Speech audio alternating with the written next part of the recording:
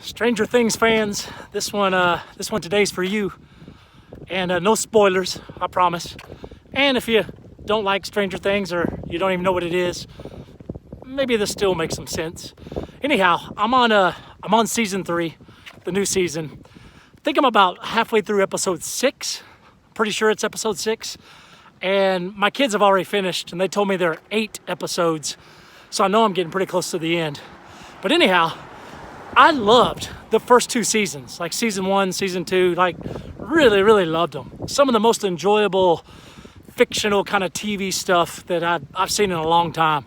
Most of the stuff I watch is like documentaries and National Geographic and, crap like that, that I enjoy. Scientific and mysterious stuff that I enjoy, watching. But anyway, fictional stuff, Stranger Things, it was awesome. Like, I loved the first 2 seasons.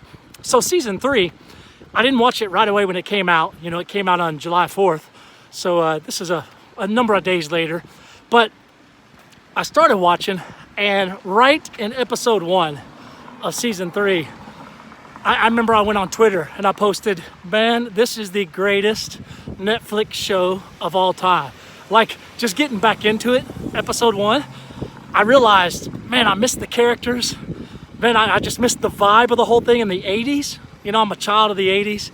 And if you grew up in that and you've watched Stranger Things, you know how it connects you to so much stuff from your childhood and your teenage years. But anyway, so, the episode 1 of this new season, I love it. I love it so much. And a lot of that was just getting back into it. I'd had a season where I hadn't seen it, in between the season 2 and the new season 3. So getting back into it was really cool. But as it went along, I'd kind of say, and I was thinking about this, so this is rehearsed in the sense of I was thinking about how I would describe it. As it went along, as the season went along, I'd say there were humdrum parts, there were exciting parts, there were significant parts, and then there were mind-blowing parts. And like I said, I'm only on episode 6. So from what I hear from my kids, they haven't spoiled anything, but they just said it gets more incredible and more mind-blowing and more exciting, and just hang in there. So I'm hanging in there, but so far, humdrum, exciting, significant, and then some of it just freaking mind-blowing, right? And I guess that's what a good series is. It has all those. What I got to thinking about, and that's why I'm taping this thing here, I got to thinking about my life. And I've been so extra introspective the last 12 months, 18 months or so. Like, it's just I don't know if it's a phase or a new me, but I think a lot about things, hopefully in a healthy way, hopefully in an honest way. And I started thinking about, I am a person who loves exciting, who chases the exciting, who loves significant moments, significant happenings, and who loves mind-blowing. Those things you come across, or those things you see, or those things you experience where you're like, oh my gosh, that just blew my mind. That just took me to another plane of existence, I love exciting, I love significant, I love mind-blowing. That means on the other side of things, the humdrum normal stuff, I can easily get frustrated, or frustrated is probably not the best word. I can easily just get anxious for more than humdrum, And when I was watching Stranger Things, the humdrum parts that happened just about every episode, or maybe one episode, I don't remember which one, but one of them I'm like, that was almost a waste of an episode, just kind of blah, just humdrum, just the characters doing what they do, and didn't learn anything new, and nothing really exciting or significant or mind-blowing, like the episode, there's some stuff like that. And my life's the same way. There's just not just some, quite a bit of humdrum, right? These are just what they are. It's just the same old, and there was nothing really exciting, nothing significant, nothing mind-blowing, just humdrum. And that's not a place, or it's not a vibe that I personally am drawn to. Now, I've met humans that they want nothing more than humdrum, just normal, same old.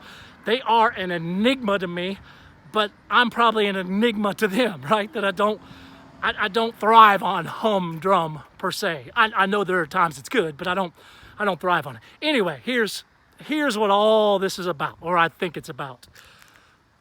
I've realized in Stranger Things The humdrum sets the stage and allows you to appreciate more when the exciting, significant, and mind-blowing happen, right? Without the humdrum, we wouldn't have the stage set for that other stuff, and we wouldn't be near as ready or eager or anticipating, or even we probably wouldn't have the want or the ability to really soak in the exciting, the significant, the mind-blowing, if not for the humdrum. So I'm trying to take that and apply it to my life. There's a lot of humdrum. There is. For all of us. We got humdrum, daily routine, gotta get this done, gotta pay the bills, gotta make the donuts, you know, that's that old commercial. Time to make the donuts, time to make the donuts. Just guy going in and out every day making the donut. We got that in life. We all got it in some way in life. Humdrum, right? Which, like I said, can be beautiful, but to me, it's humdrum. However, let me remember, this is what I'm saying, Patrick, you gotta remember, the humdrum sets the stage, and the humdrum makes you really appreciate the exciting, the significant, the mind-blowing. So tolerate and hang in there with the humdrum, right? Just soak it in, let it be.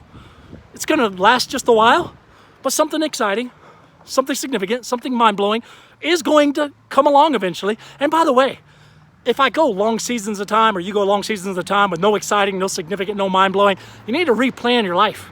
You need to plan a trip. You need to go see something you haven't seen.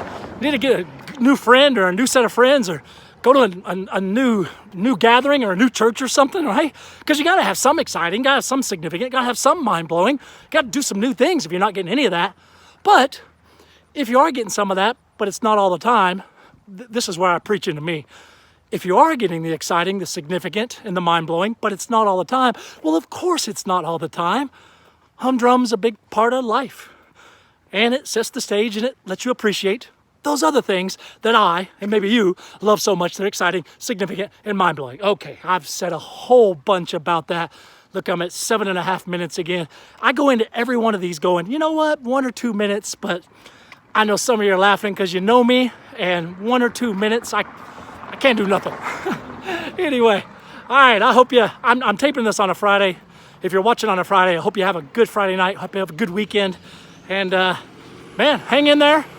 Humdrum is humdrum, but I hope you get some exciting, some significant, some mind-blowing, and just, hey, take it all, enjoy it all. We don't have a choice, so take it all, soak it all in, and man, just keep going. All right, appreciate y'all. I'll see you when I walk about a mile. That was about a mile while we were doing this. Okay, see you later. Bye.